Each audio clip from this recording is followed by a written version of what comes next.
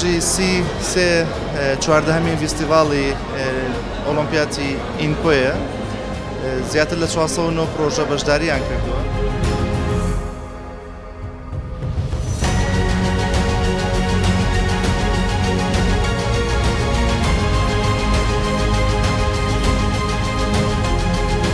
من ئەمڕۆ هەستم بە خۆشحاڵێکی زۆر کرد کە بینیم بە سەدان پرۆژەی زۆر جوانی دانسقا کە لەلایەنە خوێندکارانەوە ئامادە کرابوو.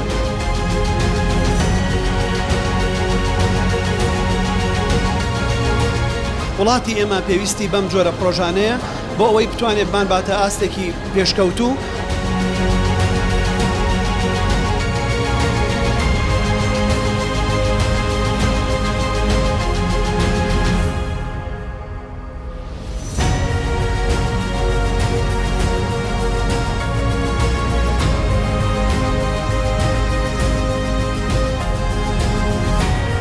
امیدوارم خوێندنگاکە سەرکەوتوو بێ و لەسەر ئەم ڕێچکەیە بەردەوام بێ.